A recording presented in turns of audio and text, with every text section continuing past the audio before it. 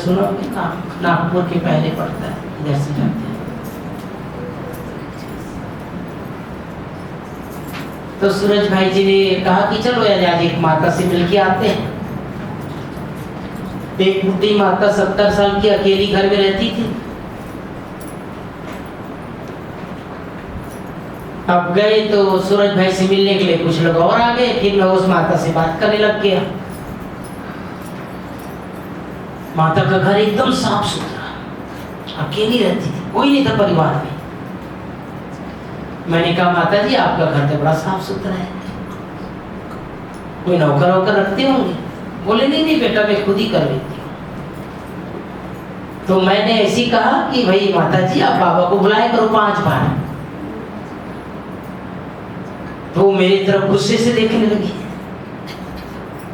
मैं बोला कोई ज्यादा नहीं बोल दिया।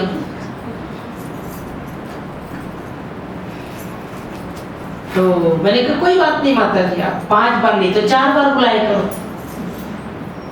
तो भी वो आंखें बड़ी बड़ी करने लगी। अब हम तो छोटे, वो बड़ी माता थी, हमको डर लगने लग गया। हमने कहा भाई सूरज भाई से सुनते हैं, वही सुना रहे, कोई नया तो नहीं सुना रहे हैं। फिर मैंने कहा कोई बात नहीं माता जी 3 बार बुलाया करो। तो मेरे को बोलती है कितने साल से ज्ञान में हो? मैंने कहा माता जी 25-26 साल हो गया था उन दिनों, बहुत पहले की बात है। तो कहा मैं 40 साल से ज्ञान में चलती हूँ, आप ज्यादा बोल रहे हो मेरे को। मैंने कहा कोई बात नहीं माता जी 2 बार ही बुला लिया करो।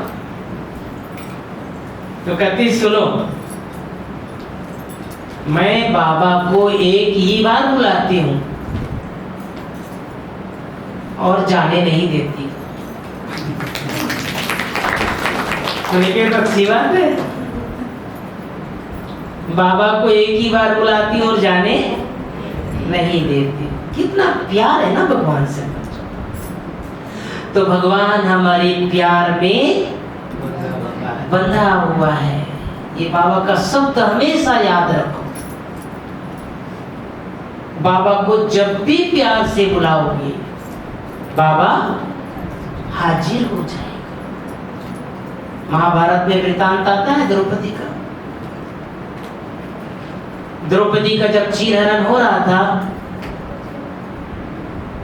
तो सारे महारथी वहां पर बैठे थे, 5 पांडव, सारे महारथी, भीष्म पितामह, सारे लोग बैठे और उसको बड़ा बल था। पर द्रौपदी को भाई मेरे पति तो बहुत महारथी है, सब धुरंधर है, ये लोग क्या करेंगे? लेकिन जब दुर्योधन चीरहरण करने लगा तो पुकारने लगी, लेकिन सारे लोगों का सिर क्या हो गया था? नीचे हो गया था, सिर झुक गया था। अब जब बहुत परेशान हो गई तो कहती भगवान अब आप ही हो, हे कन्हैया, हे कृष्ण, आप ही मेरी रक्षा करो। तो जैसे श्री कृष्ण को याद करती है द्रौपदी, श्री कृष्ण दौड़े दौड़े आ जाता है। मनोहर दादी बहुत हंसी करती थी, कहती थी पता नहीं उंगली में कौन सा फैक्ट्री लग गया कपड़े का, साड़ी निकलता ही रहता था, निकलता ही रहता था। कहाँ से निकलता था? उंगली से निकलता था। दादी कहती थी पता नहीं कौन सा फैक्ट्री लग गया था। तब द्रौपदी उस समय कहती है भगवान आए तो सही, लेकिन आपने बड़ी देर कर। तब श्री कृष्ण सुंदर जवाब देते हैं द्रौपदी मैंने आने में देर नहीं की, तुमने बुलाने में देर कर दी। तो हम सब के साथ भी ऐसा होता है। हमारे सामने कोई संकट आती है, कोई परिस्थिति आती है, कोई विघ्न आता है, हम किसको याद करते हैं? भगवान को याद नहीं करते, देहधारियों को याद करते हैं, मनुष्य आत्माओं को याद करते हैं, सगे संबंधियों को याद करते हैं। जब कोई नहीं सुनता तब कहते हैं बाबा अब तो आप ही हो गए, बस अब तो बाबा ही सहारा है, हमने सब कर लिया भैया, अब तो बाबा ही है। बाबा कब याद आया? बाबा कब याद आया? लास्ट में याद आया। आज हम और छोटी छोटी चर्चा करेंगे बाबा के साथ का अनुभव हम सबको कैसे करना है। आज पूरी मुरली किस में से की मुरली? पूरी मुरली आज की मुरली, आज की मुरली शिवरात्रि।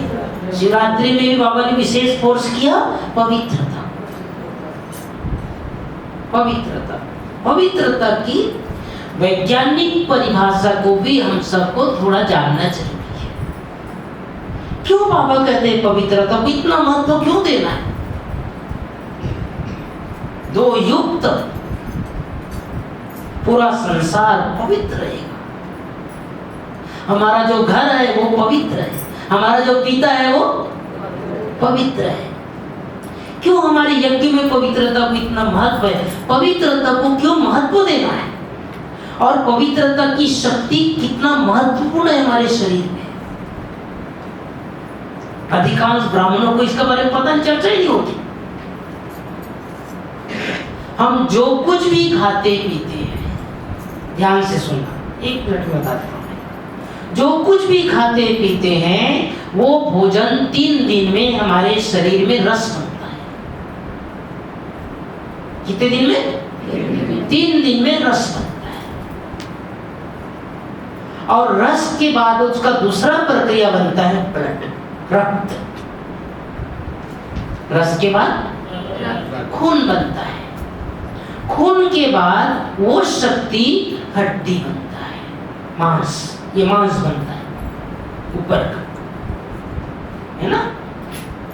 पहले रस, फिर रक्त, फिर मांस, और उसके बाद बनता है हड्डी, बोन, और उसके बाद बनता है हड्डी के अंदर की शक्ति। कभी कभी आपने देखा होगा ना, हड्डी के अंदर प्रॉब्लम आ गया है, हड्डी के अंदर की शक्ति।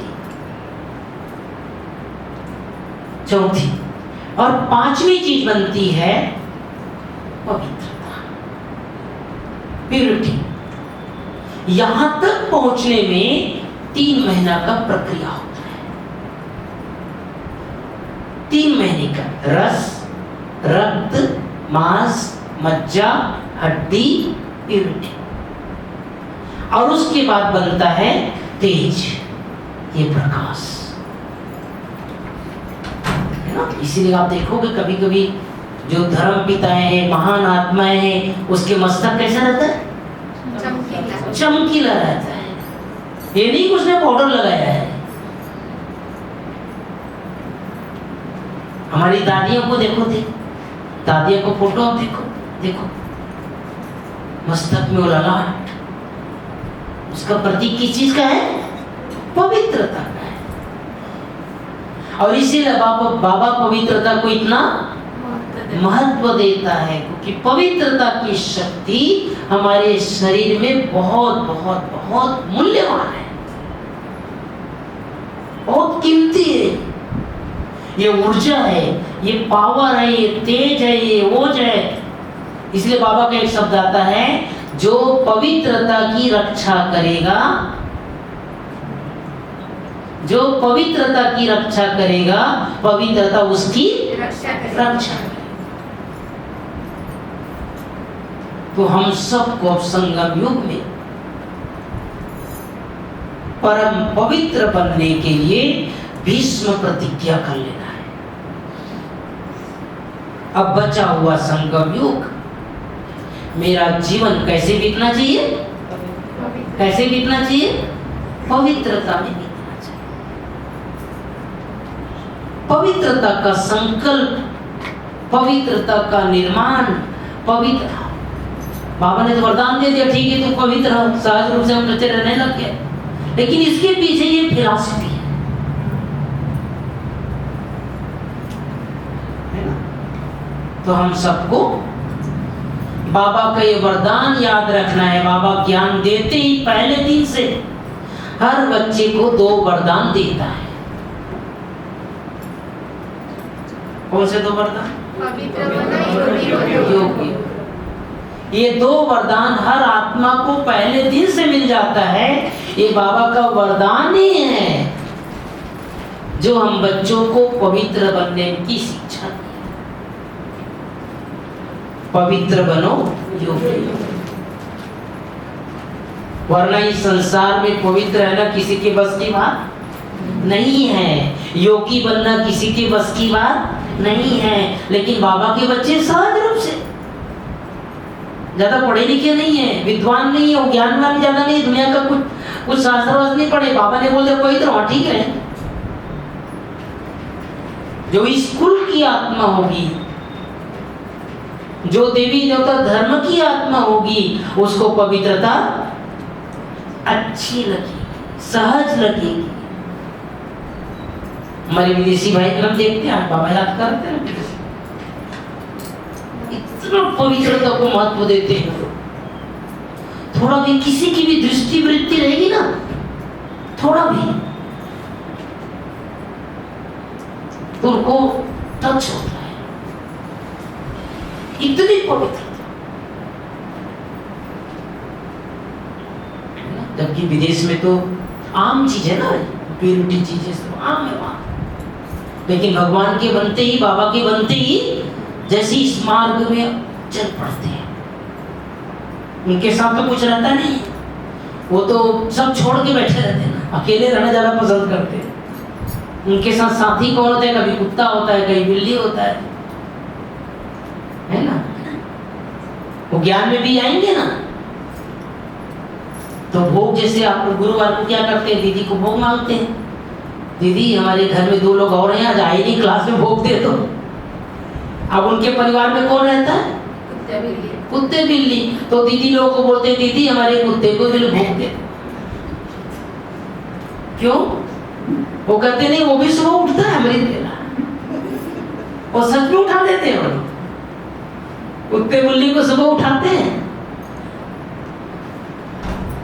और भोग भी मांगते हैं। और कभी कभी कहते हैं वो भी सत्युग में आएगा, योग लगाता है। उनको मुरली भी सुनाते हैं। एक माता बोली, मैं सुबह मुरली अपनी बिल्ली को भी सुनाती। तो आएगा वो लोग सत्युग में। कुत्ते बिल्ली आएंगे नहीं। क्यों? भोग खा रहे हैं, मुरली सुन रहे हैं, योग लगा रहे हैं। हाँ जी, पुरुषार्थ नहीं कर रहे, उठते अमृत दिलाओगे। बाबा को नहीं जानते, बाबा को नहीं जानते। दादी जानकी से एक बार हाल में पूछा था ज्ञान शरण में, दादी ये कुछ विदेशी लोग अपने अपने घरों में कुत्ता बिल्ली पाल के रखते हैं और ये भोग मांगते हैं और कहते हैं सत्युग में आएगा, आप बताओ सत्युग में आएगा क्या दादी? तो दादी ने कहा था बिल्कुल नहीं आएगा। दादी ने क्या कहा? नहीं आएगा। वो इस देवी देवता कुल की आत्मा थोड़ी है, लेकिन उनकी भावना होती है ना। तो हम सबको संगम युग पर एक भगवान को सच्चा साथी बना करके चलना है। बचा हुआ ये संगम युग देख रहे हैं ना, हलचल है चालू। अब अपने अपने लिए, मैं सभी भाई बहनों का खुला बता रहा हूं, अपने अपने जीवन की यात्रा के लिए अगले 5 साल के लिए प्लान बनाओ। अगले 5 साल के लिए, 2025 चल रहे हैं, 2030 तक आप अपने जीवन को कैसे देखना चाहते हैं? आप अपने योग के चार्ट को कैसे देखना चाहते हैं? आप अपने जीवन की यात्रा को कहां पहुंचाना चाहते हैं? कौन सा ऐसा संस्कार है जो मेरे मार्ग में रुकावट है, उसको दृढ़तापूर्वक खत्म करना है। किसी को क्रोध का संस्कार, किसी को काम विकार का संस्कार, किसी को लोभ का संस्कार होते हैं। कभी कभी संस्कार आत्मा के वश इतना हो जाता है कि उस आत्मा को कहां से कहां पहुंचा देता है। एक सेंटर की घटना है, सत्य घटना। एक दीदी सेंटर में अकेली रहती थी। अब दीदी जब अकेली रहती है तो एक दो माता को भोग बनाना सिखा देते हैं। एक बड़े घर की माता एक सेंटर में आती थी, अच्छी धनाढ्य घर की, ज्ञान में चलती थी, पक्की थी, धारणा मूर्त थी। और दीदी ऊपर क्लास कराने चली जाती थी, भाई इतना चीनी इतना आटा ये हलवा बना देना। लेकिन जब हलवा बांटने लगते थे तो हलवा कम पड़ जाता था। दीदी को लगता था कि मैं तो इतने लोगों के हिसाब से बना के सारा दिया था, कहाँ कैसे कम हो जाता है। एक बार हुआ, दो बार हुआ, तीन बार हुआ, और उस माता को डाउट नहीं होता था। उस माता का संस्कार ये था, उसमें से कुछ हलवा छुपा कर रख लेती थी। उसके घर में कोई कमी नहीं थी, लेकिन अपने बेटा बहू के लिए, अपने नाती पोता के लिए हलवा अलग से रख लेती थी, ताकि मुझे मेरे घर में बना हुआ हलवा चाहिए। और एक बार हुआ, दो बार हुआ, तीन बार हुआ। इसका दुष्परिणाम ये हुआ, उसके घर की जो स्थिति थी वो बिगड़नी शुरू। जो बिजनेस था उसमें घाटा आना शुरू हो गया। अचानक क्या हो गया, सब कुछ नुकसान होने लग गया। जब बहुत ज्यादा नुकसान होने लग गया तो दीदी को बताया। दीदी उसको महसूस हुआ कि मैंने गलत किया। भगवान के घर से जो भोग का आइटम है उसमें से मैं छुपा के ले जाती हूँ। और दीदी डाउट भी नहीं कर सकती थी, इतना विश्वास है इतने बड़े घर की, लेकिन क्या काम कर रहा था वहां पर? संस्कार, छुपा कर ले जाने का संस्कार है ना। कई बार ऐसा होता है कि भोग यहां भी ले लिए, दीदी बाद में भोग ले, यहां नहीं होता, कई जगह में देखता। आपको चाहिए था आप मांग लो, लेकिन झूठ बोलकर कभी भी भोग, कभी भी बाबा के घर का कोई भी चीज घर में नहीं ले जाना चाहिए।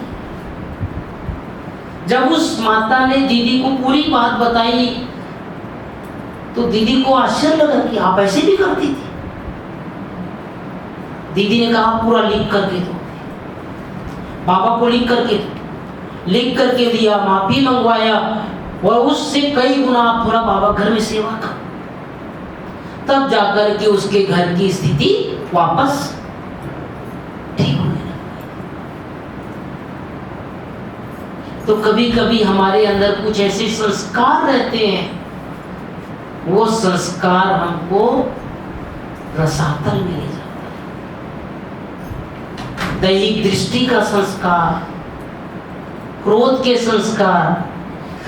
यहाँ के भाई बहनों को क्रोध किसको आता है? हाथ उठाओ। आता है? हाथ उठाओ। हाँ उठाओ, कोई बात नहीं, बाबा देख रहा है। उठाओ। अच्छा लंबा हाथ उठाओ। आज छुड़ा देंगे। आज किसी भी हालत में क्रोध को छुड़ा के ही जाएगा, है ना। आज लिख के दे देना जिसको ज्यादा क्रोध आता है। क्या बोल रही माता? आपके कोई साथी है क्या? अच्छा, अब ये बताओ दोनों में किसको ज्यादा? आप मत बोलना, आप नहीं बोलना, आप बताओ भाई जी, आपको ज्यादा आता है कि माता जी को ज्यादा आता है? हाँ, दोनों को आता है थोड़ा। हाँ नहीं, दोनों में से ज्यादा किसको आता है? जी मुझे आता नहीं। हाँ, जब मैं देखता हूँ क्रोध में आती है तो मुझे क्रोध आता है, उसका असर आ जाता है। अब आप चुप रहना ना। हाँ। आप बताओ किसको ज्यादा आता है? जया जी उनको ज्यादा आता है। वो तो बोल रही मुझे आता ही नहीं है। आता है, मतलब वो ऐसे और जल्दी खुद ही से बोलती गुस्सा है। नहीं करते, हाँ। लेकिन जब गुस्सा करते हैं तो बहुत जोर से भाई जी करते हैं। खुद बोलती है हाँ, कि तुम तो इतना ये हो, फिर क्रोध क्यों करते हो? अच्छा बोला कि तुम्हारा ये जो एक्शन रिएक्शन में मेरे को क्रोध आ जाता है। अच्छा चलो कोई बात नहीं। जो सही बात है ना होना चाहिए। बिल्कुल बिल्कुल एक्चुअली घर को चलाना जैसे होता है जी। घर को चलाने का जो संस्कार होना चाहिए हाँ। गृहिणी को, बिल्कुल। वो संस्कार आता नहीं। हाँ इसलिए भाई जी मुझे कहना भी पड़ता है, हाँ कहना पड़ता है जो वो चीज को समझती नहीं, हाँ। तो मुझे तो क्रोध आएगा। आप दोनों में से ज्ञान में पहले कौन आया? भाई जी हाँ। मुझे बाबा का परिचय पहले मिला, हाँ फिर जब हमारा शुरू हुआ हाँ जी, बाबा का घर जाने का, हाँ मैं बताया अच्छा, चलो चले, लेकिन ये सुनती नहीं थी मेरे बात बिल्कुल। हाँ? फिर एक दिन क्या हुआ, बहन जी हाँ। हमारे घर मई महीना में दोपहर 3 बजे घर पहुंची। अभी मई चल रहा है। हाँ, मई महीना में हाँ घर पहुंची, अप्रैल में। अच्छा, तो मैं तब ड्यूटी में था, हाँ तो उस दिन था ट्यूसडे, अच्छा मंगलवार। जी, तो बुधवार को होता है हमारा वीकली मार्केट। ओके, तो बहन जी आके क्या मंत्र सिखाई, क्या हाँ। पढ़ाई।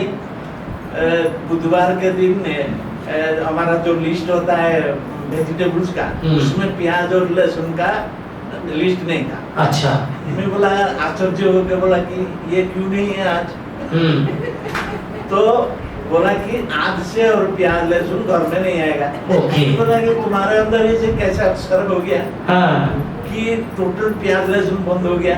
जी, बोला कि काल जो दीदी आई थी, हाँ जो बात बोली मेरे को, और हम प्याज लहसुन नहीं खाएंगे ओके। और बाबा के ज्ञान में चलेंगे। वाह, उस दिन से पहले मैं बहुत बार बोला था कि चलो बाबा के घर में 5 किलोमीटर जाता था क्लास करने, जी तो मेरे बात नहीं चलती थी। ठीक, तो उस चीज का मेरे ऊपर क्या हुआ, अरे मैं जो चीज बोलता हूँ तुम्हें सही बोलता हूँ, मैं तुम्हारा खुद अपना हो के भी मेरा बात नहीं सुनते हो, दूसरा कोई बोल देता है तो उस बात को बहुत ध्यान देती है, इसलिए भी मेरे को क्रोध आता है। चलो चलो, ताली बजा दो भाई के लिए।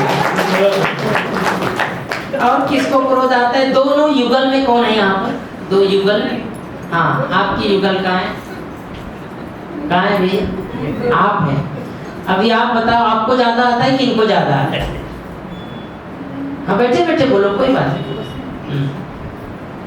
आपको ज्यादा गुस्सा आता है कि इनको ज्यादा? आज फैसला कर ही देते ना। हाँ।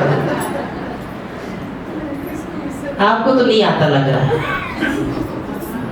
अब आप बताओ माता जी, आपको गुस्सा ज्यादा आता है कि इनको ज्यादा? इनको ज्यादा।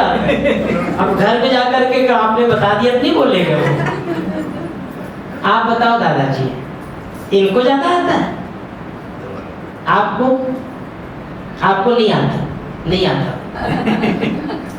कोई बात नहीं, घर परिवार में अगर मान लो थोड़ा बहुत गुस्सा आता है, सामने वाले को समझना आवश्यक है, घर नहीं चलेगा।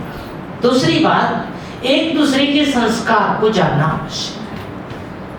हमें किसी को गुस्सा नहीं दिलाना चाहिए। कभी कभी गुस्सा नहीं आता है, लेकिन सामने वाला गुस्सा दिला देता है तो गुस्सा आता है। लेकिन अगर कोई गुस्सा दिलाता है तो भी हमको गुस्सा नहीं आना चाहिए। वो उनका संस्कार है, वो उसकी एनर्जी है, उसके पावर है, उसके संस्कार मेरे में नहीं आना चाहिए। कभी कभी क्या होता है, मान लो पांडवन वहां मधुबन गए, आपने रात को सोच लिया 2 बजे उठूंगी या उठूंगा, और आप उठ गए, लेकिन पड़ोसी सो रहा है, उसको देख के अभी ये तो मेरे से पुरानी है तो सो रही, चलो 1 घंटा और सो जाते, उसका प्रभाव मेरे ऊपर नहीं आना चाहिए। कभी कभी क्या सोचते हैं, इसने 1 घंटा किया तो मुझे 1 मिनट तो करना पड़ेगा ना। ब्रह्मा बाबा पूरे जीवन में कभी किसी के लिए क्रोध नहीं किया। हमारी दादियों ने किसी पर क्रोध नहीं किया। क्रोध से, दूसरा प्रश्न, क्रोध से काम बनता है या बिगड़ता है? सब होशियार है, सबको पता है, लेकिन लोग सोचते हैं हो जाएगा। अच्छा, क्रोध का अंत क्या होता है?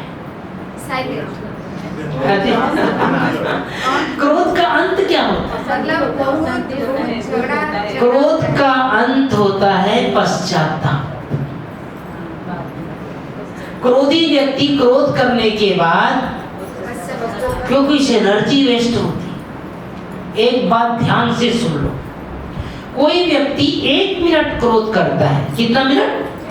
1 मिनट, उसका प्रभाव 24 घंटे तक हमारे शरीर में रहता है। आपने क्रोध किया 1 मिनट, लेकिन उसका प्रभाव कितना रहता है? 24 घंटे तक प्रभाव रहता है। अब बाबा का 2 शब्द हमेशा याद रखना चाहिए। क्रोधी व्यक्ति खुद भी जलता है, दूसरों को भी जलाता है। पहला। दूसरा, जिस घर में क्रोध है उस घर में पानी का मटका भी सूख जाता है। इसलिए हमें क्रोध नहीं करना चाहिए। अब 7 दिन के लिए मैं 7 अभ्यास लिख लो सभी, छोटा छोटा। 7 दिन के लिए 7 अभ्यास कल से करना। अब मैं अगले सोमवार को फोन करके पूछूंगा दीदी को, है ना? कल से सोमवार, कल सोमवार है ना, सोमवार को सुबह उठते ही, आज सोमवार है, मुझे सारा दिन सोमरस पीना है, सोमरस पिलाना है। इतना ही संकल्प, इतना ही संकल्प कर लो।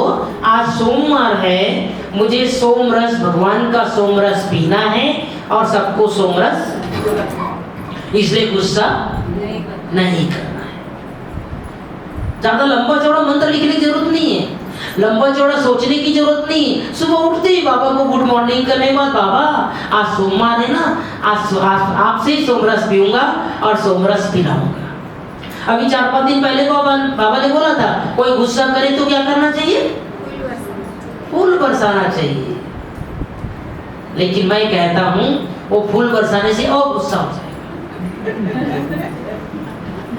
कोई गुस्सा करे तो एक ही तरीका है, उस जगह से हट जाना चाहिए, उस जगह से चले जाए। और किसी को अपने आप ही गुस्सा होता है तो कहाँ जाए? उसको थोड़ा पानी पी लेना चाहिए। नहीं, ये साइंटिफिक है। मान लो आपको बहुत लग रहा है कि मुझे गुस्सा आ रहा है, आने तो बताती हूँ यार, अभी आने से पहले गुस्सा आने का खून खौल रहा है आपका, इसने ऐसे कर दिया, मेरे को पूछा भी नहीं, मेरे को बताया भी नहीं। आप थोड़ा पानी, आधा गिलास नॉर्मल पानी पी लो। वो पानी पीने से भी आपका गुस्सा शांत हो जाए। ये करना है। तो सोमवार को क्या करेंगे? कल अभ्यास सोमरस पीना है, सोमरस पीना है। मंगलवार को कहते मंगल भवन अमंगलहारी। आज मंगलवार है, मुझे अपने मुख से मंगल वचन ही बोलने हैं। कौन से बोल? मंगल वचन, मंगल मंगल। अपने मुख से अमंगल वचन नहीं बोलना है, अकल्याणकारी के बोल नहीं बोलना है, मंगल वचन ही बोलने हैं। कभी मान लो आपको, क्योंकि गुस्सा करने वाले व्यक्ति कभी मंगल वचन नहीं बोलता है, वो बहुत सारे वरदान स्लोगन निकालता है। तुम्हारी सत्यानाश हो जाए, तुम्हारा ये हो जाए, तुम्हारा घर टूट जाए, क्या क्या बोलते हैं। आपको तो बोलने भी नहीं आता, भगवान में रहते हैं। लौकिक में लोग बोलते हैं, श्राप देते हैं, है ना। तो दूसरा, मंगलवार को क्या करना है? मंगल वचन ही बोलना है। बुधवार को, आज बुध का दिन है, शुद्ध का दिन है, अपने जुबान को शुद्ध रखना है। जुबान को कैसे रखना है? शुद्ध। बुध का दिन शुद्ध, पवित्र। दुनिया में लोग कहते हैं ना, कम से कम गुड़ मत दो, लेकिन गुड़ जैसे बोल तो बोलो, मीठा तो बोलो। इसीलिए हमारा स्लोगन है, कम बोलो, धीरे बोलो, मीठा। तो बुधवार को कौन सा संकल्प? शुद्धता। गुरुवार को हम सब प्यारे बाबा को क्या करते हैं? भोग लगाते हैं। तो साथ साथ गुरुवार का दिन है, मुझे बाबा से वरदान लेना है और सबको वरदान देना है। अच्छा लगता है ना, लास्ट में योग के बाद आप लोग सब ऐसे करते हो ना, अच्छा है। सबको वरदान देना है। आज सद्गुरुवार है, बाबा से वरदान लेना है और सबको वरदान नहीं रहा है, इसलिए मुझे गुस्सा नहीं करना है। अभी लास्ट में पूछूंगा, सब बताना एक एक दिन का, ठीक है? गुरुवार हो गया, शुक्रवार। शुक्रवार के दिन सबका शुक्रिया, सबका शुक्रिया। मान लो मेरे साथ कोई गलत करता है, उसका भी शुक्रिया। किसी ने इस जन्म में गलत किया है मेरे साथ, उसका भी शुक्रिया। ज्ञान में आने के लिए रोकते हैं, उसका भी शुक्रिया। मुझे योग लगाने नहीं देते, उसका भी शुक्रिया। सबका शुक्रिया। कभी कभी आप देखोगे कोई विघ्न डालता है तो हम क्या करते हैं, ज्यादा योग लगाते हैं, विघ्न विनाशक भट्टी करते हैं। अगर विघ्न नहीं आता तो आप योग करते हैं क्या? योग करते हैं क्या? नहीं करते ना। इसलिए विघ्न आना भी क्या है? शुक्रिया, शुक्रिया है। संगम युग पर हर बात में कल्याण है। तो शुक्रवार को क्या करना है? सबका शुक्रिया। किसी ने, आपका पड़ोसी ने, आपके रिश्तेदार ने, आपके घर वालों ने, आपके परिवार वालों ने आपके साथ कुछ गलत किया है, कुछ अहित किया है, इस जन्म में आप सबका शुक्रिया। कभी कभी ऐसा होता है। एक राजा था, 1 मिनट में कहानी सुना दी। एक राजा था, उसकी एक ही बेटी थी, राजा का लड़का नहीं था। आज जब उसकी बेटी 25 साल की हो गई तो राजा ने सोचा, भाई अपनी बेटी का धूमधाम से शादी करूंगा और नए तरीके से करूंगा।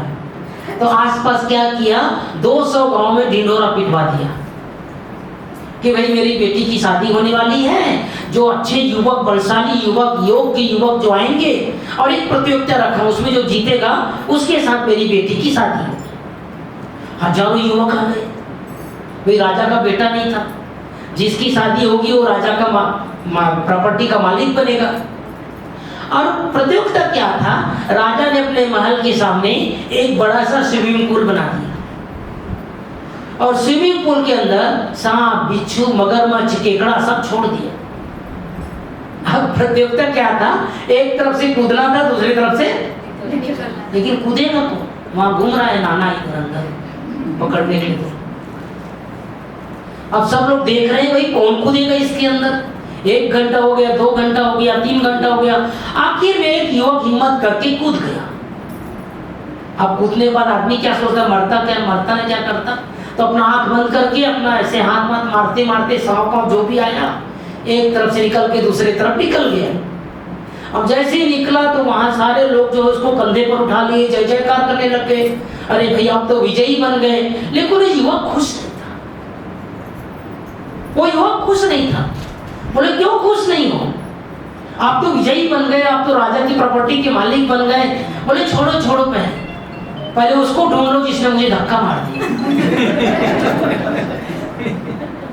तो कभी कभी जैसे अभी भाई साहब तो अकेले आ रहे थे, अभी माता जी को बहनों ने यहाँ धक्का लग दिया। तो कभी कभी हम ज्ञान में नहीं चलना चाहते थे, हम समर्पित होना नहीं चाहते थे, लेकिन कभी कभी कोई धक्का मार के हमको यहाँ,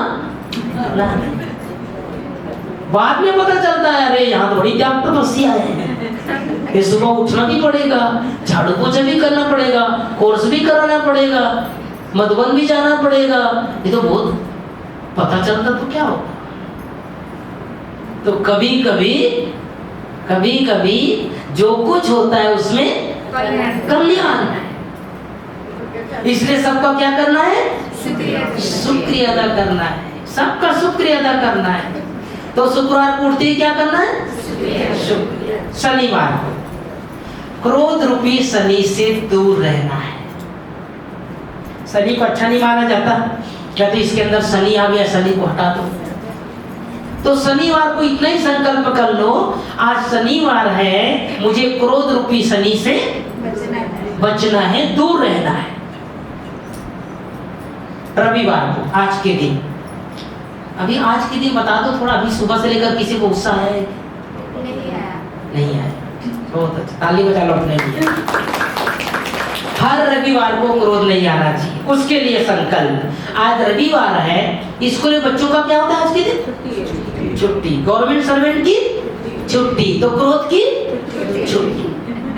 बस इतना ही संकल्प कर लो, हे क्रोध तुम्हारी आज छुट्टी, आज नहीं आना, उधर चले जाना कटक, भुवनेश्वर में नहीं आना, उधर चले जाओ, कहीं और चले जाओ, पूरी तरफ चले जाओ, समुद्र के किनारे चले जाओ, हमारे पास नहीं आना, आज तुम्हारी आज छुट्टी है।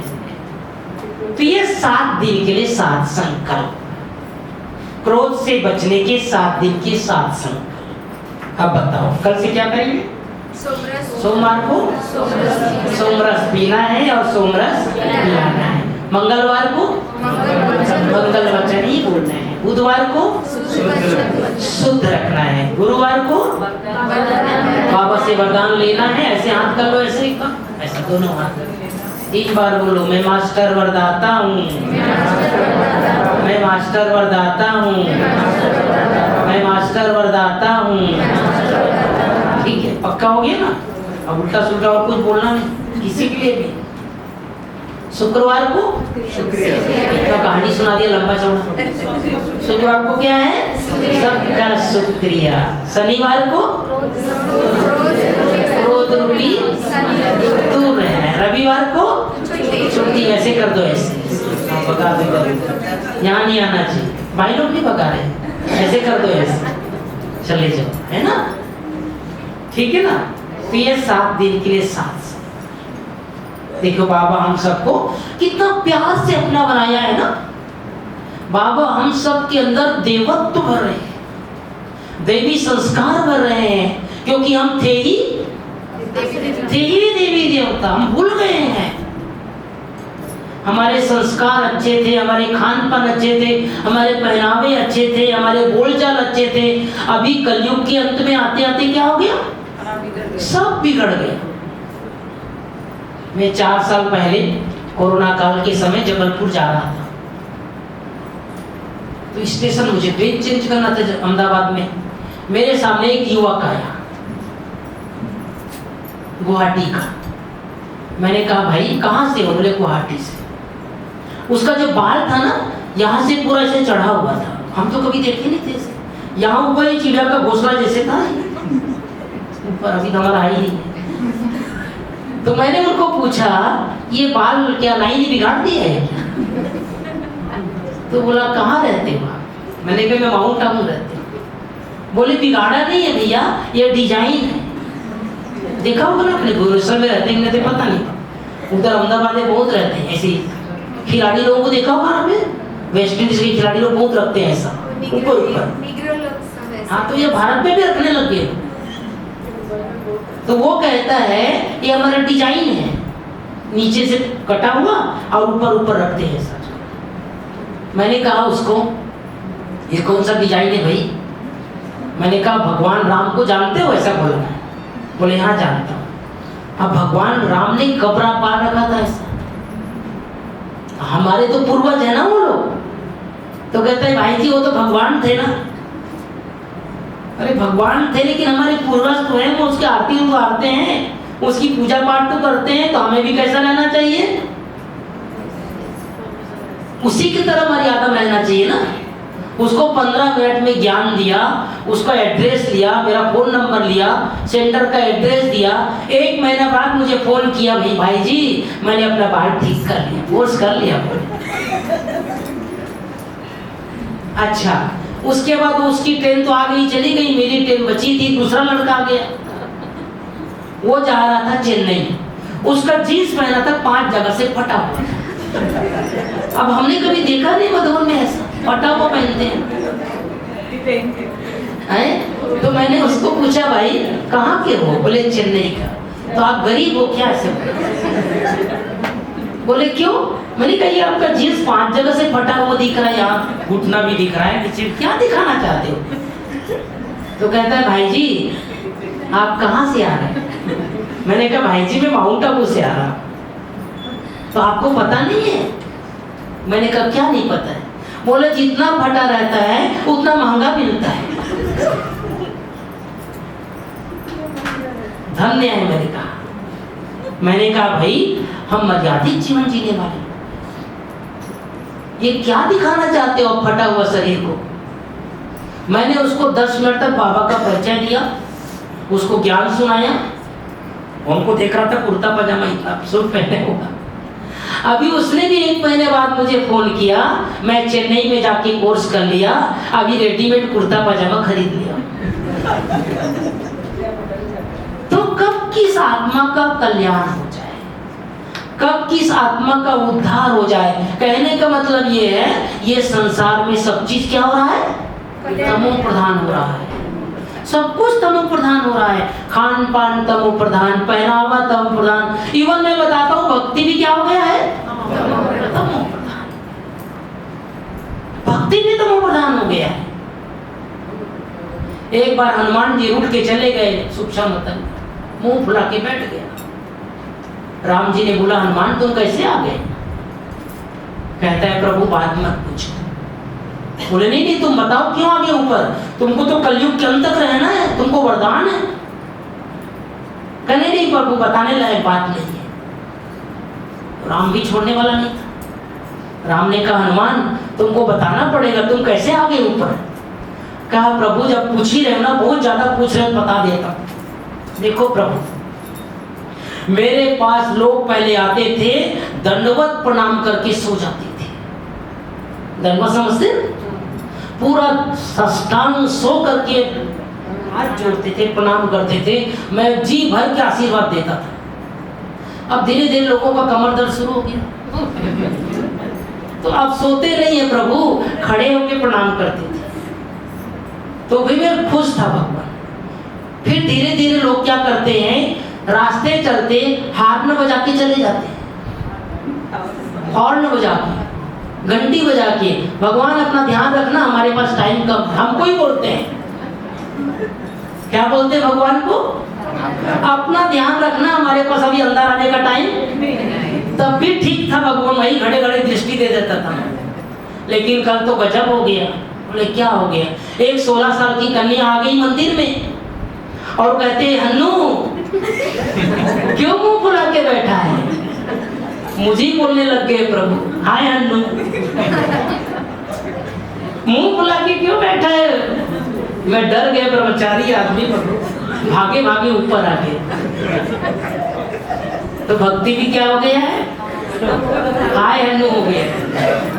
कहाँ बेचारे सो करके प्रणाम करते थे, पूजा पाठ करते थे, अब कहाँ से कहाँ पहुंच गए। कहने का मतलब ये है कि सब चीज क्या हो गया है, इसलिए हम सब अपने जीवन की यात्रा में बहुत बहुत बहुत संभाल करें।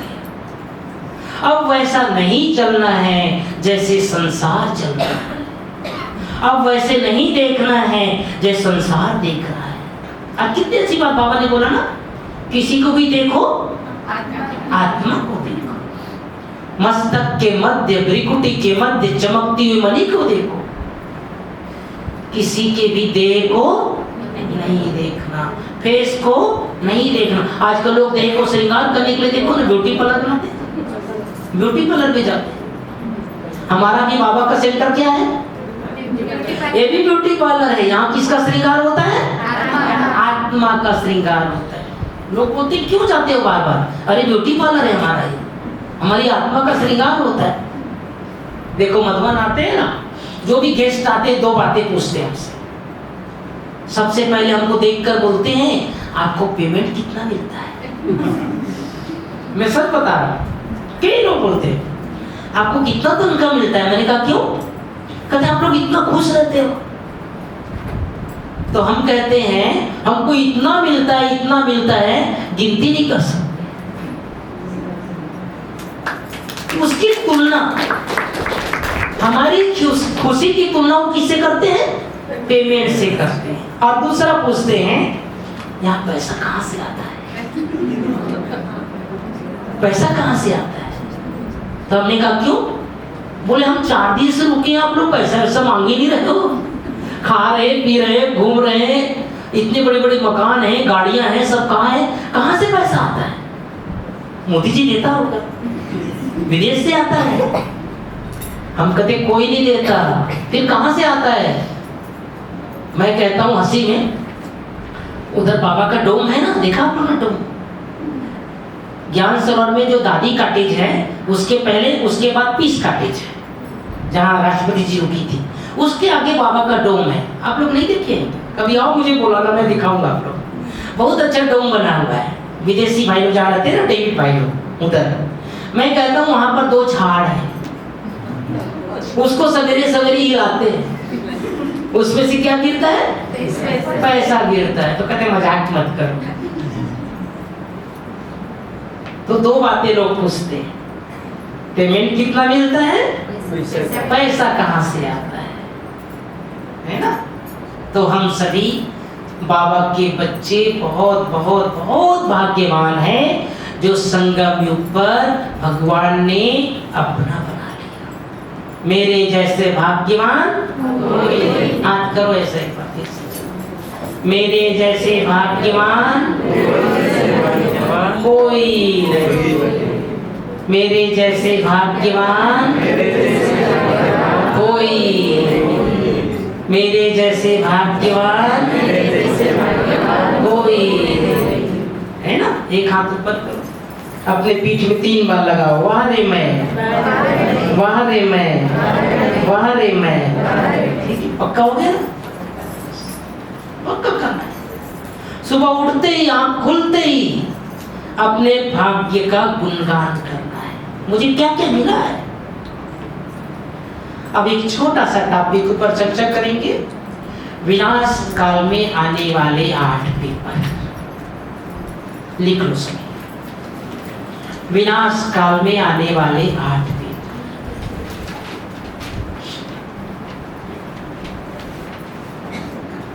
पहला, प्रकृति के 5 तत्वों के द्वारा पेपर। प्रकृति के 5 तत्वों के द्वारा पेपर।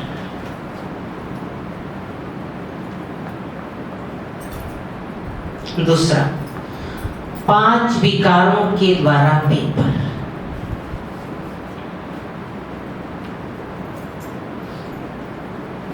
पांच विकारों के द्वारा पेपर।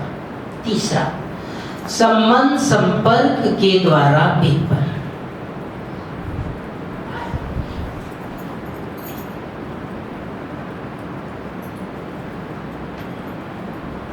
संबंध संपर्क के द्वारा पेपर।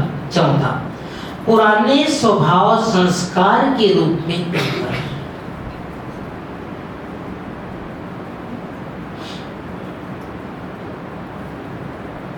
पांचवा, शारीरिक एवं मानसिक बीमारी के रूप में पेपर। 5 हो गए। शारीरिक एवं मानसिक बीमारी के रूप में पेपर। बीमारी।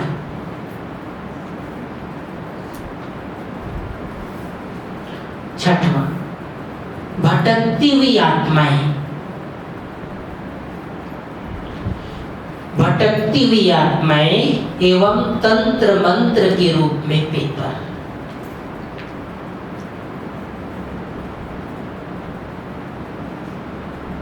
सातवां, हाँ जी, भटकती हुई आत्माएं, अशुद्ध आत्माएं एवं तंत्र मंत्र के रूप में पेपर।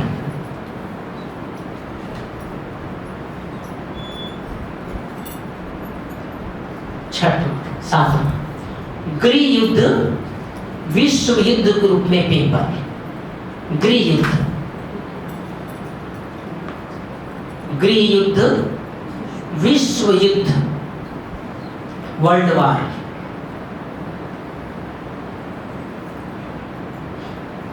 आठवां, सरकार एवं धन आदि के पेपर। सरकार के द्वारा एवं धन के रूप में पेपर।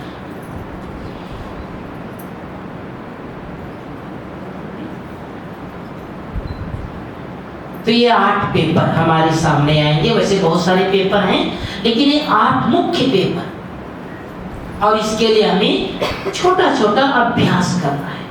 पहला पेपर कौन सा?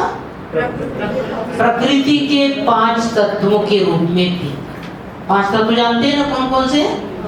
पृथ्वी, आकाश, वायु, जल, अग्नि। हम सब रोज कम से कम 5 मिनट प्रकृति की सेवा करनी है, रोज करनी है प्रकृति की सेवा। 5 मिनट कम से कम प्रकृति को क्या करना है? सकाश देना है। जो आत्माएं बहुत लंबे समय तक प्रकृति की सेवा करेगा, प्रकृति उन आत्माओं की अंत में सेवा करेगा। तो प्रकृति जीत बनना है हम सब। कोई करते हैं भाई मेरे प्रकृति के सकाश?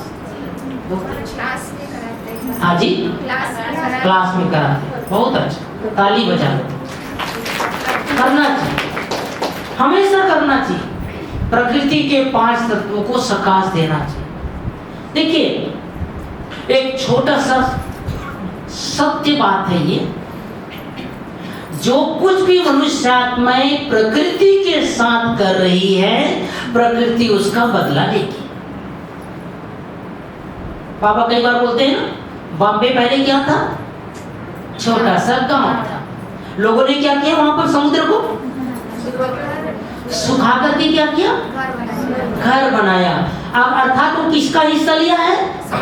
समुद्र का हिस्सा। समुद्र अपना हिस्सा बाद में ले लेगा। सिंपल सी बात है। जिन लोगों ने भी समुद्र को, नदी को सुखाकर अपना मकान बनाया है, एक समय ऐसा आएगा वो बदला लेगा, आपके मकान को गिरा देगा, अपना हिस्सा ले लेगा। आपके घर का कोई हिस्सा थोड़ा भी कोई व्यक्ति ले लेता है तो आप दे देते हो क्या? आपके घर का कोई हिस्सा कोई लेता है तो देते हो क्या?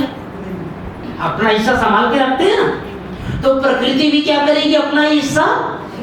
इसीलिए कराची, चेन्नई, बॉम्बे, जो भी समुद्र के किनारा है, ये सब सबसे पहले डूबेंगे। किसी का घर बॉम्बे में तो नहीं है। ये सब पहले डूबेंगे। अर्थात सतयुग में ये सब शहर डूब जाएगा। भुवनेश्वर सतयुग में रहेगा नहीं रहेगा? हाँ जी, अच्छा रहेगा। अच्छा देखो कितना खुशी है सब। हाँ जी, जगन्नाथ जी और बाबा भी है। बाबा भी है, जगन्नाथ जी भी है। ठीक है, जो समझते हैं भुवनेश्वर समुद्र में रहे, सतयुग में रहेगा, जरा हाथ उठाओ। जरूर।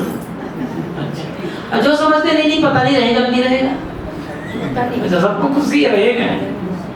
अपनी भूमि से प्यार होता है ना। देखिए, आप सबको बता देना चाहता हूँ, ये जो मध्य भारत है ना, मध्य भारत था गुजरात का कुछ हिस्सा, महाराष्ट्र, छत्तीसगढ़, उड़ीसा, यूपी, झारखंड, बिहार, ये जो मध्य भारत है, इसका काफी हिस्सा सतयुग में रहेगा। ये जो मैदानी भाग है, ये सब सतयुग में रहेगा। इसलिए डरने की बात, आपका भूमि सतयुग में रहेगा, लेकिन जरूरी नहीं है कि आप भुवनेश्वर में ही जन्म, आपका स्थान बदल जाए, है ना? उसके लिए तैयार रहना। लेकिन ये इतना जरूर है, ये जो पोर्शन है, ये जो एरिया है, ये सतयुग में रहेगा।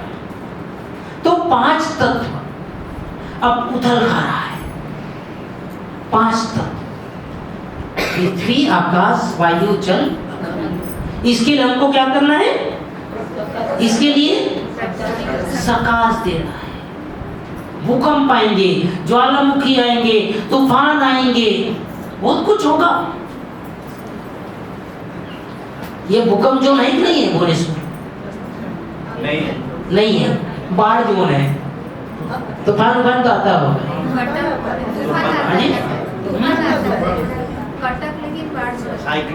साइक्लोन आता है, पानी का प्रभाव पड़ता है। उसके लिए हम सबको बचने के लिए, जैसे मैंने बताया, रोज 5 मिनट, क्योंकि हमें कल्पना नहीं है क्या क्या होने वाला है। कल्पना नहीं है। माउंट आबू में भूकंप आता ही रहता है। हम लोग तो माउंट आबू वाले सब भूकंप में जाएंगे। आप यहाँ जाना। अच्छा।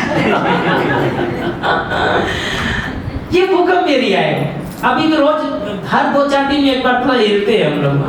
अब आदत बन गया है। भूकंप आते रहते हैं बीच बीच में, क्योंकि अब धरती मनुष्य आत्माओं के पाप से हिलेगी।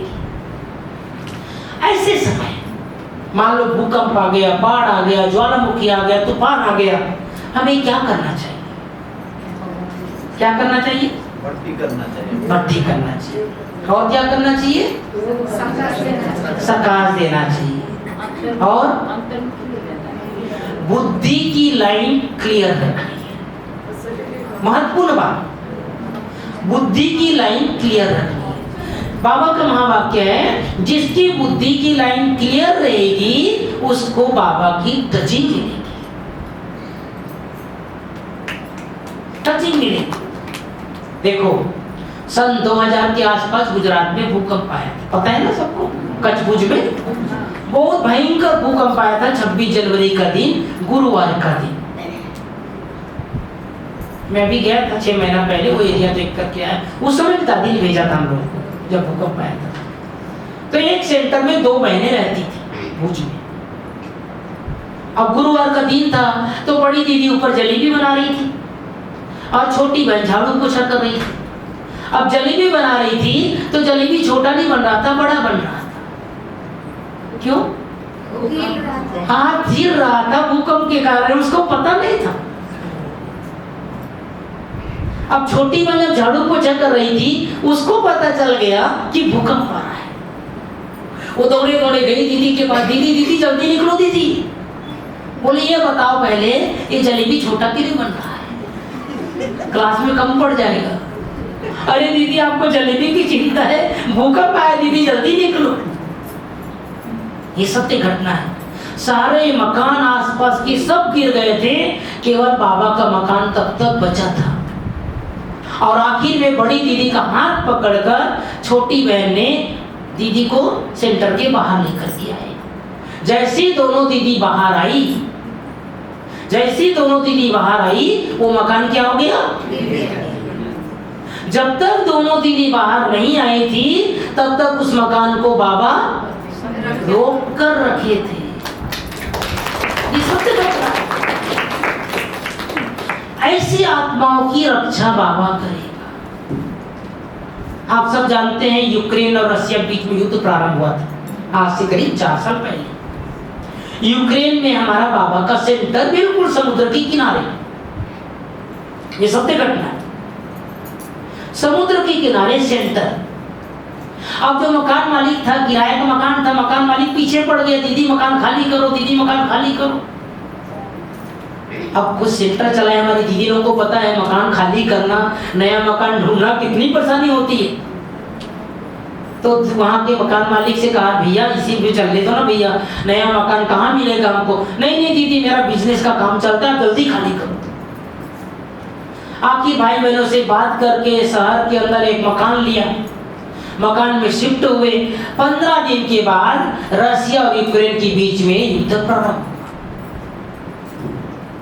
और आपको जानकर आश्चर्य लगेगा, पहला बम उसी मकान में गिरा जिस मकान में सेंटर चलता था। तब तक उस मकान को दीदी लोगों ने खाली कर दिया था। बाबा ऊपर से क्या चाहते थे? मेरे बच्चे यहाँ से शिफ्ट हो जाए। और जैसे वहां से शिफ्ट हुए, उस मकान में बम गिरा। तो बाबा कितनी रक्षा करता है, एक एक बच्चों की रक्षा करता है, एक एक की संभाल करता है, एक एक की देखभाल करता है। आपको पता नहीं है आपके बारे में बाबा क्या क्या सोचता है, आपको पता नहीं है। आप तो दुनिया मगन रहते हो। हर बच्चे के लिए भगवान के पास प्लान रहता है। आपको भगवान के घर लाने के लिए भगवान के पास प्लान रहता है। किसी न किसी तरीके से ले आता है। आप देखो कई माताएं ज्ञान में, चलो भाई जी ने तो अपने माता जी को बाद में ज्ञान में लाया, लेकिन ज्यादातर मैं देखता हूँ माताएं जो होती है ना, अपने पति को ज्ञान में जरूर ले आते हैं। वही है माताएं जो अपने पति को ज्ञान में लाए हैं। एक माता को मैं पूछा, माता जी आप अपने पति को ज्ञान में कैसे लाए? कहती भैया बहुत पापड़ बेलना पड़ा। मैंने कहा बता दो क्या पापड़ बेलना पड़ा? तो कहती पहले मैं ज्ञान में चली, मेरा पति बहुत विरोध किया, नहीं नहीं तुम ब्रह्मा कमरे में क्यों चली गई, तुमको पता नहीं कि वहां के बारे में क्या क्या होता है। तो नहीं नहीं आपको भी चलना चाहिए। बोले नहीं आप महाराज आप ही जाओ, मैं नहीं जाऊंगा। पति ने बोल दिया। अब वो माता जी क्या करती थी, कभी मुरली रख देती थी, कभी अव्यक्तवाणी रख देती थी खटिया के बगल में, कभी पढ़ते थे कभी नहीं पढ़ते थे। एक दिन हल्का बूंदाबांदी हो रहा था। अब वो माता अपने पति को कहती है ऐसा है जी, जब हमारी शादी हुई ना आपने 7 जन्म के लिए 7 फेरा लगाया था। अब आज थोड़ा थोड़ा बूंदाबांदी हो रहा है, मुझे बाबा के घर तक छोड़ दोगे क्या? अब वो सोचता है चलो कोई बात नहीं, लेकिन एक शर्त पे छोड़ूंगा, आपकी दीदी मुझे दिखना नहीं चाहिए। मैंने सुना है वो देखते थे जादू लग जाता है। नहीं नहीं रात को दीदी भोग बनाती रहती है, नहीं देखेगी, बस मुझे दरवाजे पर छोड़ के जल्दी आ जाना। अब माताएं होशियार होती है। अब जब तक गाड़ी स्टार्ट करे अंदर गई, दीदी को फोन कर दिया, दीदी बाहर ही रहना। बहुत मुश्किल से तैयार हुई दीदी आज। अब जैसे ही गाड़ी लेकर के आए तो गाड़ी चलाने वाले को सबसे पहले क्या दिख रहा है? वो सोच में पड़ गया, जिस बात का डर था वही हो गया। अब दीदी लोग इतना प्यार से बोलते हैं ना, आइए भाई जी, मैं तो आपको बहुत याद करती हूँ। याद करती नहीं होगी तो भी बोलती हूँ, मैं आपको बहुत याद करती हूँ। याद भी करते हैं, पूछते भी हैं कैसा चल रहा है कारोबार। अब इतने बोलते ही आधा गुस्सा तो शांत। वो लोग बिना मतलब कि उल्टा सुल्टा बोलते हैं, दीदी बहुत अच्छी मन ही मन बोल रहा है, और अंदर अंदर सोच रहे हैं आने तो इसको आज। यही जाके अंदर गई थी ना, पक्का फोन की होगी, आएगी ना क्लास से आज बताता। अब दीदी लोग क्या करते हैं, हाथ में टोली लेके रखे रहते हैं, लीजिए भाई जी भगवान का प्रसाद है, खा लेना जरूर, प्रॉमिस करा देते हैं। अब वो जा करके घर में स्नान कर लेता है, सोचता है चलो दीदी ने भगवान का प्रसाद दिया है। पत्नी का हाथ का भले ही खाता था, लेकिन दीदी ने दिया तो खाना पड़ेगा ना भगवान को, खा लेता है। अब वो टोली पेट में जाके बोलता है ओम शांति। कहां तक बचोगे? अब वो जैसी माता जी घर जाती है, वो कहता है जी दीदी बहुत प्यार से बात किया, मुझे बहुत अच्छा लगा आपकी दीदी का व्यवहार। वो कहती मैं तो कब से बोल रही हूँ आप जाया करो। दूसरे दिन कोर्स करना शुरू कर देता है, 7 दिन का कोर्स कंप्लीट हो जाता है, मुरली सुनने लग जाता है। अब गाड़ी पहले तैयार, चलो तुमको चलना है कि नहीं चलना है? नहीं मैं जा रहा हूँ मुरली में। ये होता है, ये प्रभु लीला है। जो व्यक्ति आना नहीं चाहता था उसको भगवान की इस विधि से अपना बना। तो प्रकृति के 5 तत्वों की सेवा हम सबको करनी है। दूसरा, 5 विकारों के रूप में भी, काम, क्रोध, लोभ, मोह, अहंकार, इस पर विजय प्राप्त करना है। बाबा ने कहा है बच्चे, काम को शुभ कामना से, हर एक के प्रति सुख, क्रोध को स्नेह से, लोभ को शुद्धता से, शुद्ध है ना, शुद्धता से, मोह को निश्चल प्यार, रूहानी प्यार, अहंकार को शुद्ध अभिमान। ये 5 विकारों पर विजय प्राप्त करना है ना, 5 विकारों पर विजय प्राप्त करना। ये पेपर आएंगे, कभी कभी आप देखोगे किसी को 5 साल तक गुस्सा नहीं आ रहा था, लेकिन 5 साल के बाद गुस्सा आना शुरू हो गया। किसी की दृष्टि वृत्ति पहले बहुत अच्छी थी, लेकिन संस्कार ऐसा हो गया। लोग बोलने में आता ना, ये व्यक्ति पता नहीं पहले तो ऐसा नहीं था। क्या आता है उसके अंदर? पुराने संस्कार। एक बार गुलजार दादी जी ने बोला था, 10 साल तक किसी का संस्कार जल्दी पता नहीं चलता। 10 साल जिसके आप साथ हो आपको पता नहीं चलता है, 10 साल के बाद पता चलेगा।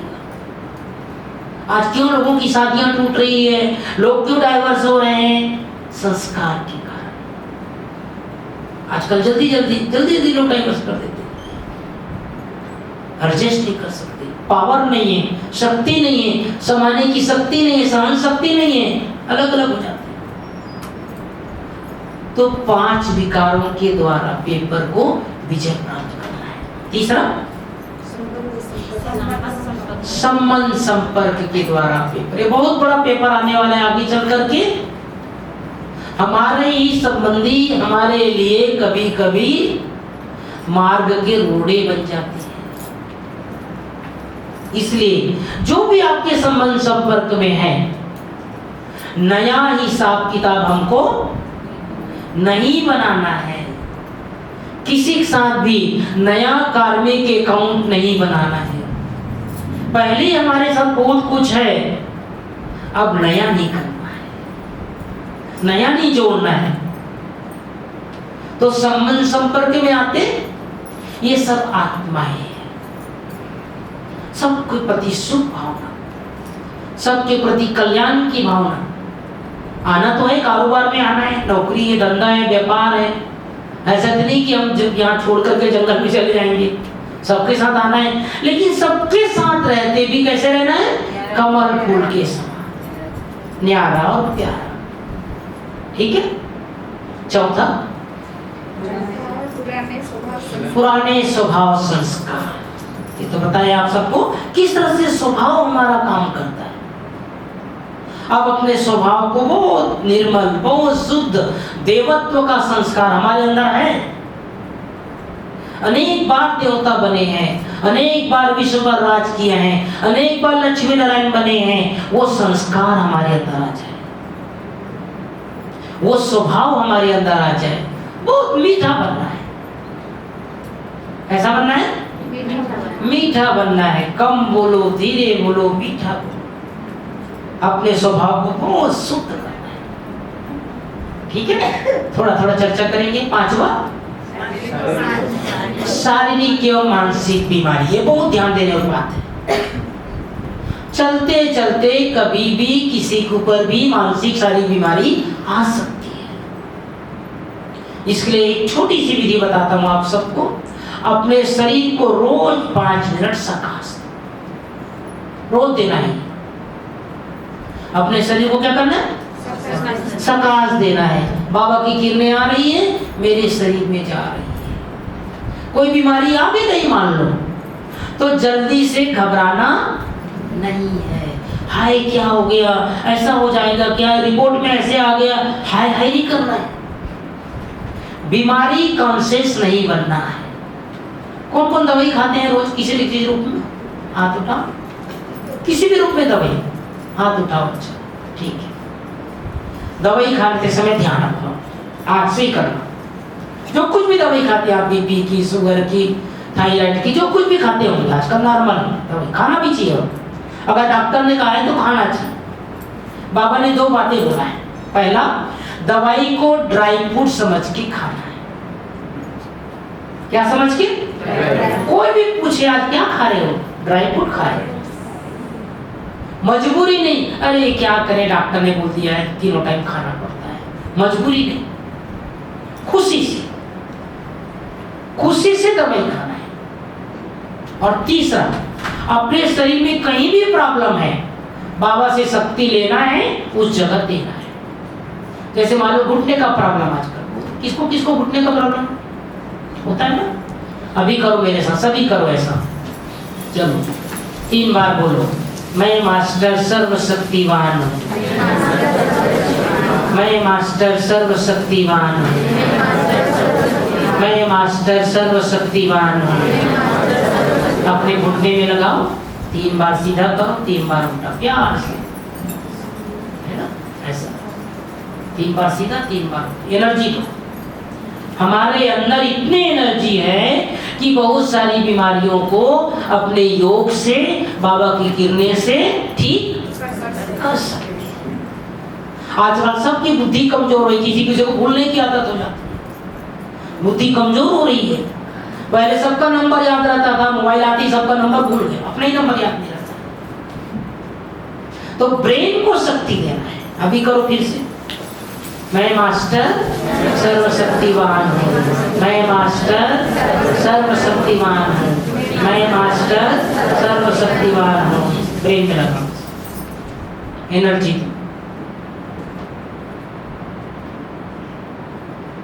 ठीक है, ऐसा रोज करना है। जहां भी किसी को घुटने में प्रॉब्लम है, पेट में प्रॉब्लम है, कमर में प्रॉब्लम है, हाथ में प्रॉब्लम, पैर में प्रॉब्लम, कहीं भी बाबा से किरणें लेना है, देना है। एक चीज ध्यान से सुनो, आने वाले समय में मेडिकल साइंस फेल हो जाएगा। क्या हो जाएगा?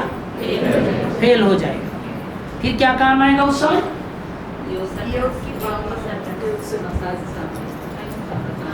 क्या काम आएगा?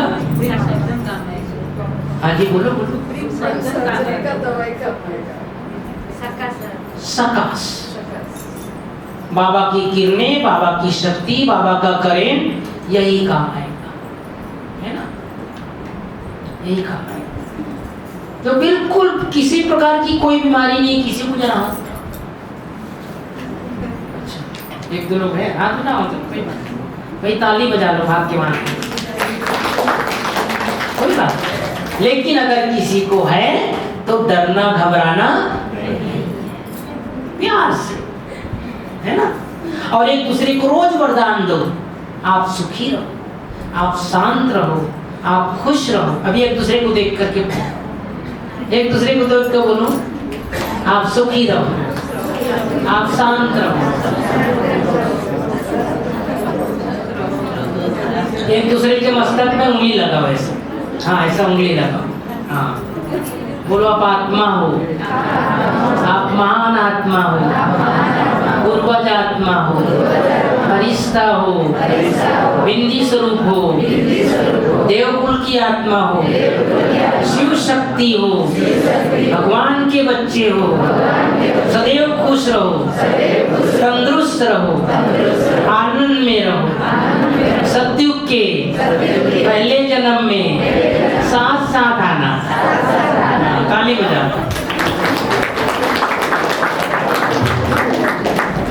ठीक है ना? ऐसे रोज क्या करना है हमको? रोज क्या करना है? रोज दुआएं देना है। ये नहीं कहना तुम तो शायद ही सतयुग में आएगा। कई लोग यही बोल देते हैं, तुम तो वृद्ध योग नहीं करता है, तुम तो सेवा नहीं करता है, तुम तो पुरुषार्थ नहीं करता है, शायद त्रेता में आओगे। बच्चों को भी, अपने अपने बच्चों को रोज सुबह उठते ही ये महान आत्मा है, ये पूर्वज आत्मा है, ये देवकुल की आत्मा है। 3 बातें रोज बच्चों के लिए बोलना है। ये गुणवान है, ये बुद्धिमान है, ये चरित्रवान है। अपने अपने बच्चों के लिए कभी भी दूसरे के बच्चे के साथ अपने बच्चे की तुलना नहीं करनी है, कभी नहीं करनी। कभी ये नहीं बोलना है कि दूसरे का बच्चा होशियार है, मेरा बच्चा ठीक नहीं, ये नहीं बोलना है। मेरा बच्चा बुद्धिमान है, मेरा बच्चा गुणवान है, मेरा बच्चा तीसरा चरित्रवान है। 3 बातें कौन कौन से बोलो? क्या बोलेंगे आज के बाद? बुद्धिमान, गुणवान, चरित्र, है ना? जो नोट करना चाहो नोट कर लो।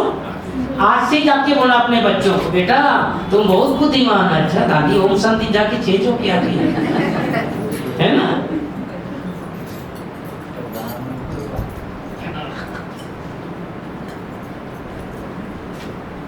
तो शारीरिक या मानसिक बीमारी कभी भी किसी के साथ भी हो सकता है। इसके लिए हमें तैयार रहना है। पुराना शरीर है, पुराना हिसाब किताब है, पुरानी चीजें हैं, अब इसको संभाल के चलाना है। अपने शरीर की संभाल खुद करनी है, अपने शरीर की देखभाल खुद करनी है। मेरे शरीर को क्या चीज की जरूरत है उसको समझना स्वयं को है। मान लो आपको ठंडा पानी सूट नहीं होता है, किसी किसी का ऐसा होता है, तो उसको ठंडा पानी नहीं पीना चाहिए। किसी को तेल की चीज सूट नहीं होती है तो मत खाओ। किसी को डॉक्टर ने शुगर मना किया है, ये नहीं कि शुगर दीदी आज तो भूख खा लेते 2 प्लेट, जा करके 2 टेबलेट खा लूंगा, ये नहीं करता है। ये नहीं करना है। अपने शरीर की देखभाल स्वयं करना, ठीक है ना। शरीर का मालिक स्वयं करना, स्वयं बनना है। कभी कभी ऐसा होता है, मुझे पता है इससे नुकसान होता है, फिर भी क्या करते हैं। हमारे मधुबन में, चलो बता देता हूँ आपको, बताना नहीं चाह रहा था। मधुबन में साल में एक बार मूंग के दाल का हलवा बनता है। मूंग के दाल का बहुत भारी होता है, देसी घी बनाती है दादी जी। अब कुछ लोगों को खाने की बहुत आदत होती है। अब मिलता है आधी कटोरी, और दे दो ना यार, और दे दो ना, मैं फलाने के लिए और दे दो। ले लेंगे 3 कटोरी और खा लेंगे और नहाने जा रहे हैं। क्या हुआ? पेट खराब। जब भी जाओ बाथरूम में, क्या हुआ? 1 कटोरी खाना था, मैंने 3 कटोरी खा ली, पेट खराब हो गया। पता था पहले से, भले नहाना नहीं छोड़ेंगे लेकिन खाना भी नहीं छोड़ेंगे, ठीक है ना। चलो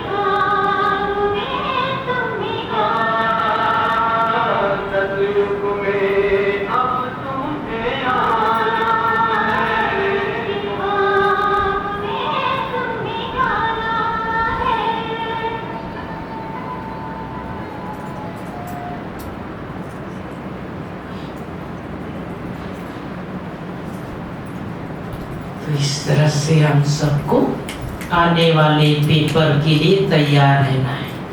कितने पेपर हो गए? 4 हो गए, 5। छठवां अशुद्ध आत्माएं और तंत्र मंत्र के रूप में पेपर, ये बहुत आएंगे, क्योंकि अनेक मनुष्य आत्माएं शरीर छोड़ेगी और उनके लिए शरीर तैयार नहीं रहेगा। वो सब कहाँ जाएंगे? भटकती आत्माएं भगवान के बच्चों के पास भी आएंगे।